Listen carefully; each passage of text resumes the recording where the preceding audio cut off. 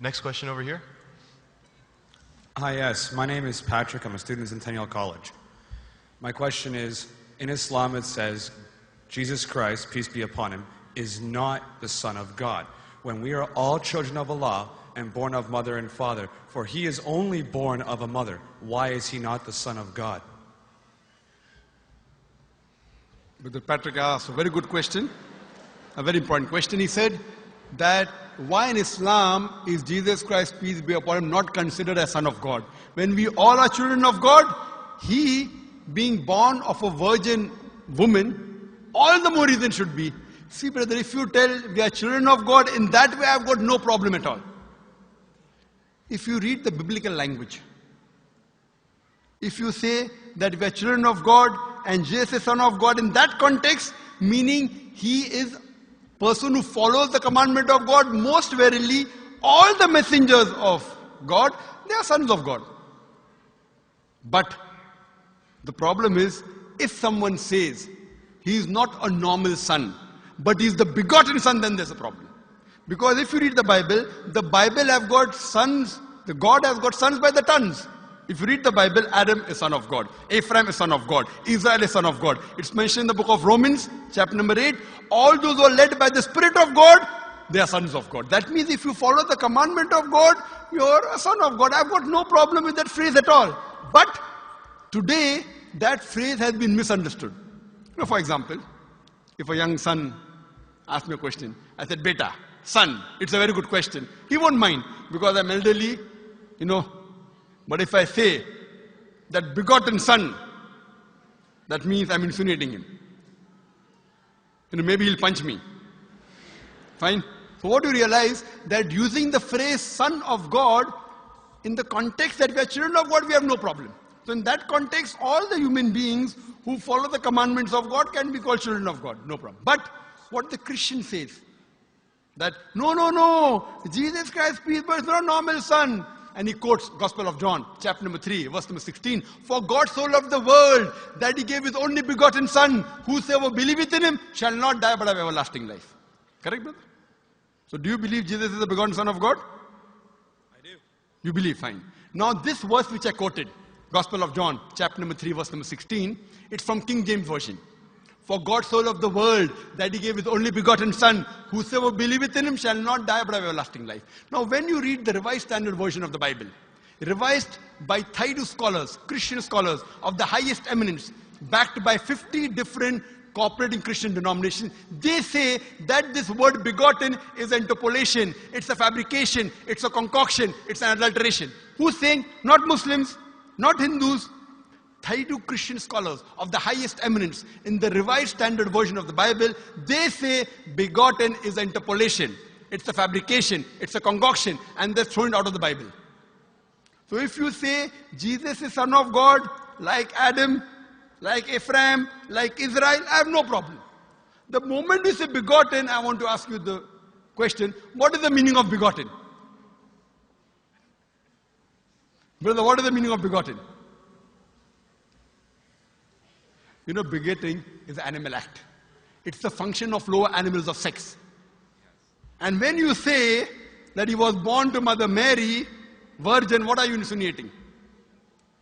And if you say, because Jesus Christ, peace be upon him, is God or Son of God, because he was born to Mother Mary, Quran gives the reply in Surah Imran, chapter number 3, verse number 59. Inna masala Isa indallahi ka masala Adam. Khalaqa min turab.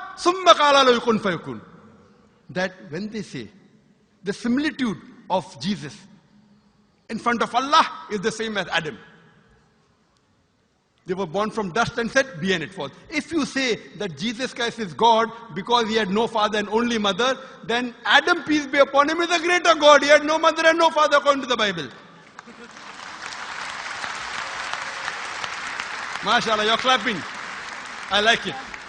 So if you say Jesus is God because he had no father, only mother, Adam is a greater God, peace be upon him. He had no mother, he had no father. I never referred to him as a God, but Son of God. That's right. Fine. So Adam is a bigger son of God. Right or wrong? By your definition, Adam would be a god, for he has no mother nor no father. Not my definition, not my definition. By the definition of the Christian missionary. By my definition, he is a messenger of God. Because God cannot beget. I told you in my talk. Lam yalid wa lam yulad. He begets not, nor is he begotten. The moment God begets, he is not God. Son of God meaning pious person, I agree. That's the reason Allah subhanahu wa ta'ala in the Quran, in 99 attributes, he has missed out Ab, father. Why? It's a good attribute, but Allah did not mention Ab meaning father because people started having wrong meaning of the word father. So he used the more difficult word Rab, but did not use Ab. Logically it's fine, but Almighty Allah subhanahu wa ta'ala purposely did not use the attribute Ab in the Quran because people will misunderstand. That's the reason English-wise, saying Jesus is the Son of God, meaning messenger of God, I'm with you. But the moment you say begotten Son, I have objection. So you say Jesus is a messenger of God, I say peace be upon him after his name. So I respect Jesus Christ, peace be upon him, more than you, Brother Patrick. Because when I take his name, I have to say peace be upon him. If I do not say that, I'm wrong. So I love Jesus Christ, peace be upon him, more than you. I follow his teaching more than you. And if you want, I can prove it to you. That's a different argument, not for tonight. Sorry? That's a different argument and not for tonight. Okay, fine. I'll give you a few things. Jesus Christ, peace be upon him. Fine? If you read the Bible, he was circumcised on the 8th day. Fine? Majority of all the Muslims are circumcised, the Christians aren't. So if you say Christian means a person who follows the teachings of Jesus Christ, peace be upon him, then it's mentioned in the book of Leviticus, chapter number 11, verse number 7 to 8. It's mentioned in the book of Deuteronomy, chapter number 14, verse number 8, you should not have pork. It's mentioned in the book of Isaiah, chapter 65, verse number 2 to 5, should not have pork. Muslims don't have pork, most of the Christians have pork. If you read the book of Ephesians, chapter number 5, verse number 18, in the book of Proverbs, chapter number 20, verse number 1, it says you should not have alcohol. Muslims as a whole don't have alcohol, most of the Christians have alcohol. If you say Christian means a person who follows the teachings of Jesus Christ, peace be upon him, we Muslims are more Christian than the Christians themselves. We love him. We respect him. If you say, I love Jesus Christ, peace be upon him, but don't follow his teachings, your love is false. We, therefore, mashallah, I love Jesus Christ, peace be upon him, more than most of the Christians.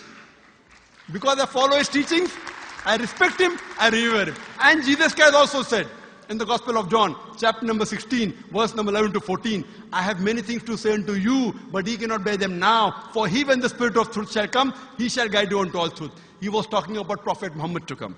So Jesus Christ, peace be upon him, said, you have to believe in the last and final messenger, Prophet Muhammad sallallahu alaihi wasallam. So even that way I'm following Jesus Christ, peace be upon him. I believe in Prophet Muhammad. Do you believe in Prophet Muhammad as the messenger of God? I do. MashaAllah. Now you're more closer to... Allahu Akbar. Allahu Akbar. Now he wants to say the Shahada, and then we will move on and say Ashhadu an la ilaha illallah wa ashhad an Muhammad Rasulullah. Rasul Allah. I'm more excited than him. Allahu Akbar. Allahu Akbar. Allahu Akbar. Allahu Akbar. Allahu Akbar. Welcome your brothers